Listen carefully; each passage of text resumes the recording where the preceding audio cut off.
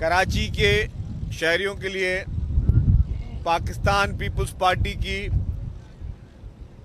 हुकूमत सिंध की जानिब से जो वादे किए गए थे, वन बाय वन तमाम उन वादों को पूरा किया जा रहा है और पाकिस्तान पीपल्स पार्टी की हुकूमत सिंध जिसने ये तैयार किया हुआ है कि कराची को वो हर सहूलत दी जाएगी, कराची के शहरियों को वो हर फैसिलिटी दी जाएगी जो कि किसी भी अच्छे शहर के शहरियों को दी जानी चाहिए।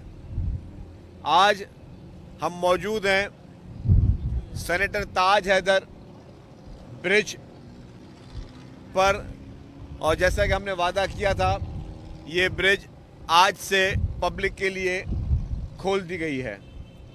आज से ये ब्रिज पब्लिक इस्तेमाल कर सकते हैं।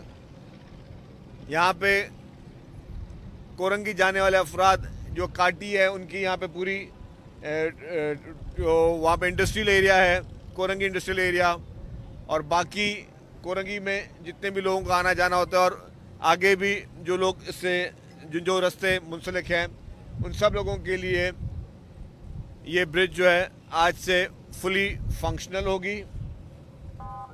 इसमें पहले 10 दिन इस ब्रिज को वन वे चलाया जाएगा। ये मैं बताना चाहता हूँ थोड़ा, क्योंकि इसमें कुछ टेक्निकल चीज़ें होती हैं जो इसके चेक्स होते हैं। पहले 10 दिन इसको वन वे चलाया जाएगा और 10 दिन के बाद जो है ये ब्रिज 2 वे चलेगी और उसके बाद फिर जो पुरानी जाम सादिक ब्रिज थी उसको तोड़ के वहाँ पे भी स्टेट ऑफ द आर्ट इससे बड़ी ब्रिज जो है वहाँ बनाई जा रही है। इससे यहाँ पे शहरियों के लिए एक बहुत ही उम्दा सहूलियात जो है वो दरकार होंगी।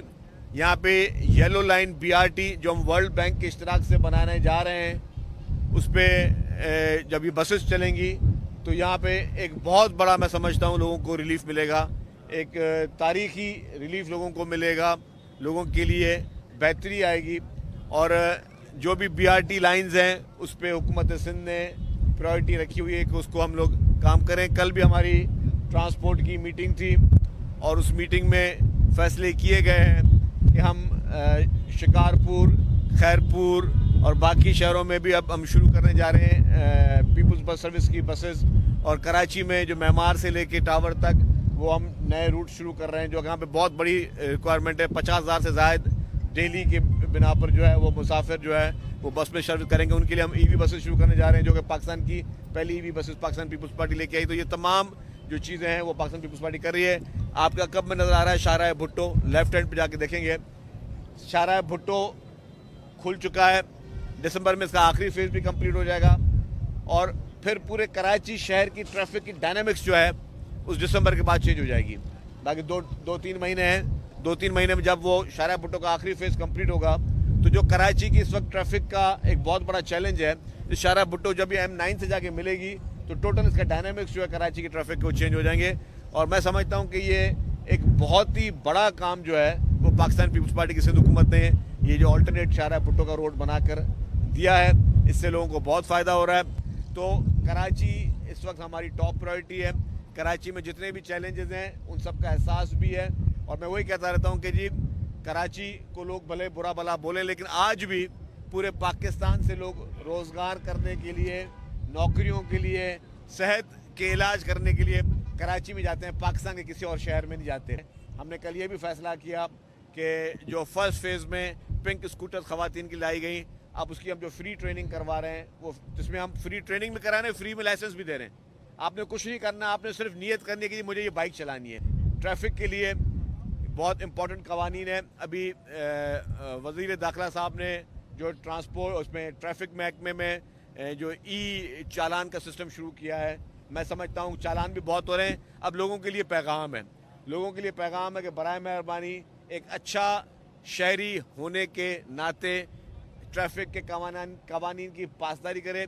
हुकूमत आपसे चालान के पैसे नहीं चाहती, हुकूमत का मकसद चालान करना नहीं है, हुकूमत का मकसद आपसे पैसे लेना नहीं है। हुकूमत का मकसद है कि आप अपने ट्रैफिक कवानीन की पासदारी करें ताकि 1 रुपया भी चालान ना मिले।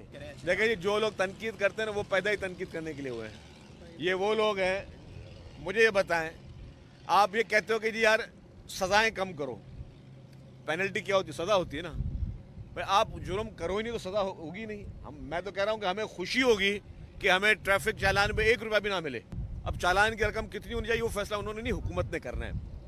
जिन लोगों को मैंडेट है वो हुकूमत कर रहे हैं, जिनके पास मैंडेट नहीं है वो बैठ के तनकीद कर रहे हैं। तो हमारा मकसद जो है, कोई इस ट्रैफिक सवाल में गवर्नमेंट ने कोई अपनी फाइनेंशियल पोजीशन बेहतर नहीं करनी है।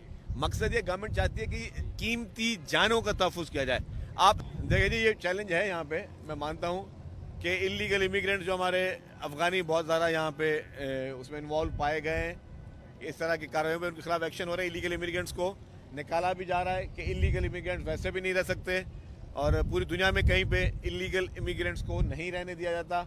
हमारे पास जितने भी इलीगल अफ़गानी बैठे हैं मुझे और बहुत ज़्यादा नज़र आते हैं हर जगह जगह पे, तो उसके लिए हुकूमत जो है वो बहुत सख्त एक्शन भी ले रही है, उनको डिपोर्ट भी किया जाए। अफ़गानिस्तान जिसको हमेशा पाकिस्तान ने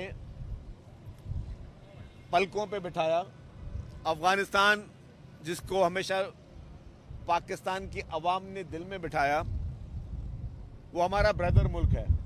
लेकिन अगर वो मुल्क भारत की प्रॉक्सी बनकर पाकिस्तान में दहशतगर्दी करेगा तो पाकिस्तान की फोर्सेस किसी भी सूरत में नहीं बर्दाश्त करेंगी।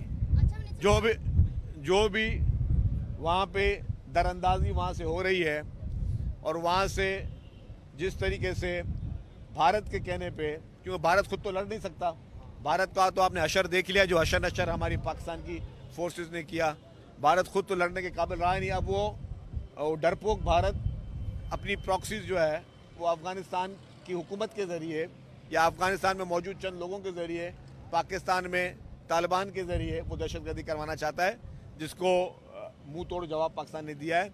पाकिस्तान तमाम हमसायों के साथ पुरअमन तरीके से रहना चाहता है, पाकिस्तान तमाम हमसायों के साथ अच्छे ताल्लुकात रखना चाहता है। लेकिन अगर कोई मुल्क पाकिस्तान से पे मैली आंख रखेगा, पाकिस्तान में दहशतगर्दी की नीयत करेगा, तो हमारी फोर्सेस अल्हम्दुलिल्लाह इतनी कैपेसिटी रखती हैं कि उसको मुंह तोड़ जवाब दें।